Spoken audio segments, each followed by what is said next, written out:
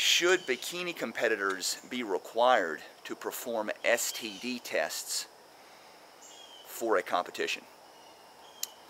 There was a woman that I knew several years ago, and she was actually on the reality TV show called The Bachelor.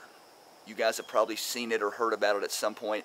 And she actually made it down to, I want to say, the final 8 women, maybe the final 6. And this is years ago. But one thing she told me is that in order to be on that show, part of the application process was you had to take an STD test. And I thought, that's odd. And I remember asking her, why is that? Why, what difference would that make? That's private information. Why would they need to know that? I'll never forget what she said. What she said to me was that, first of all, basically, almost all the women on that show are having sex with the Bachelor. All the contestants, whatever you want to call them, the girls that are vying to get chosen, especially towards the end of the show. You know, when there's, you know, if you've seen the show, you start out with 18, 20, however many women, they weed out 1 or 2 women a week until he picks one. So she said, first of all, they're all having sex on that show. They're all having sex with the Bachelor. And that the main reason they have the testing is that they want to protect their brand. They want to protect the image and the brand of the reality TV show, The Bachelor. And, you know, if you notice that, you know, People magazine always has, you know, articles and write-ups on it.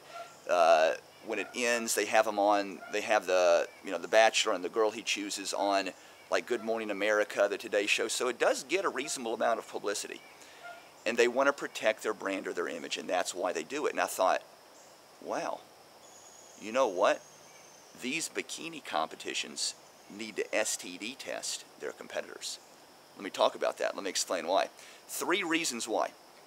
Number 1, first and foremost, if you've seen these bikini shows, these bikini competitions, it's not a traditional bikini.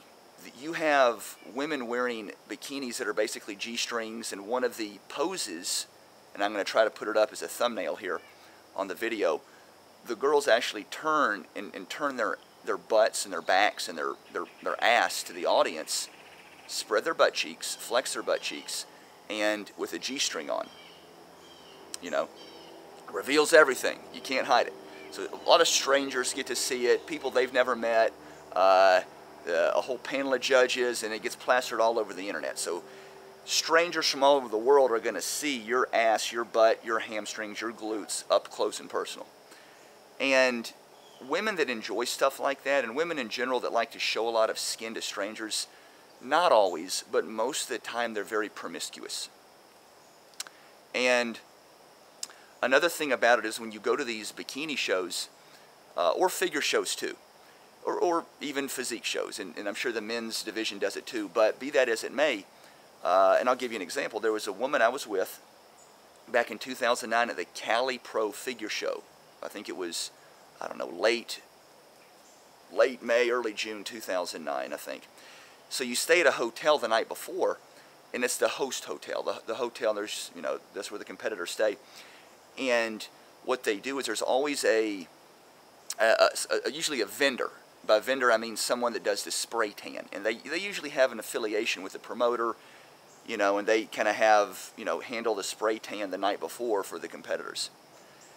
Now, when a spray tan is done, what do you think the competitor is wearing when they get a spray tan? Nothing. They're naked. Well, what's wrong with that? Well, nothing if you don't mind getting naked in front of 24 other men and women. So they go in there, and at this point, this woman I was with, I didn't even bother to fight her on it. You know, do what you do, get it done. And so you have a dozen naked women, a dozen naked men or more. You got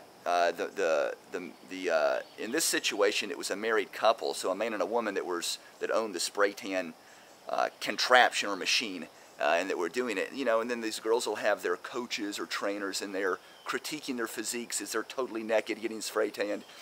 And it's like, it's such debauchery, you know, and they'll defend it. They literally defend it. And I thought, this can't be real. This can't be normal. There was another woman that I was involved with at the time that was actually an Olympia level actually one of the top fitness competitors.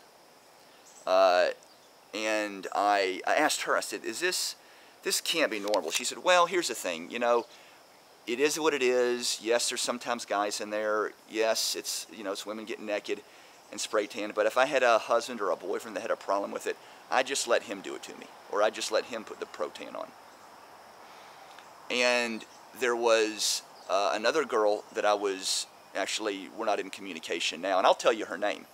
And I really respect her a lot. Her name's Erin Stern. You guys probably know who she is. I think she's retired now. We're not in communication anymore. But I asked her this question. I said, this can't be possible. And she said, it is. But she said, I would never get naked for anybody. She said, my sister puts the pro-tan on me. I would never get naked for a bunch of strangers. And I really respect Erin for saying that. Because it shows a higher level of self-respect. And it shows that you have a higher self-worth. That's what it demonstrates, absolutely.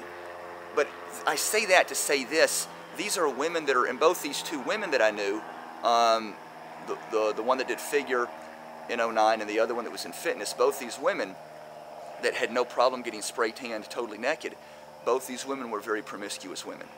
They were. And so you have I'm not going to say a sport because it's not a sport, but you have an endeavor or a hobby or an activity that attracts overly promiscuous women. In 2003, there was a woman that I knew that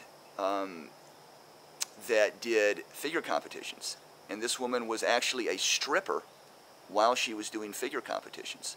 Another woman that I was actually with in 2003 was a stripper, then did figure competitions, then went back to stripping later.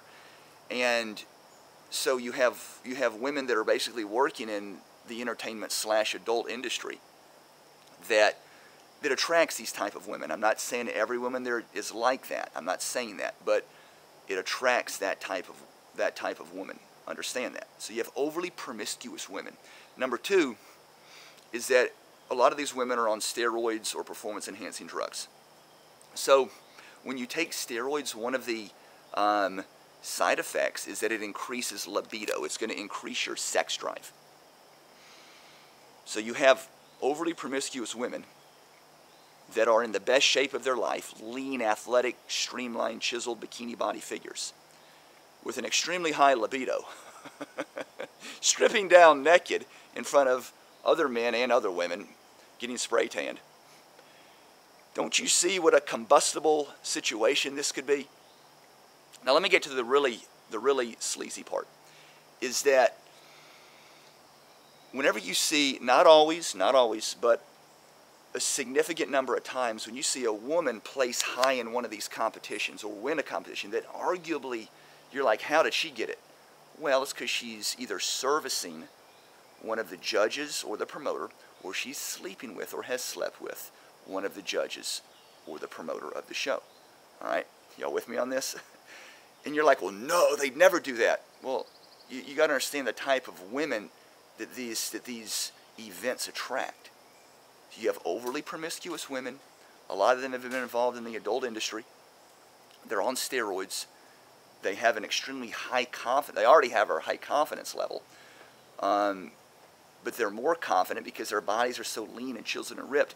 And the reason they want to win the show and place high so badly is because a lot of these women think that if they win their pro card, which means nothing, it doesn't mean anything.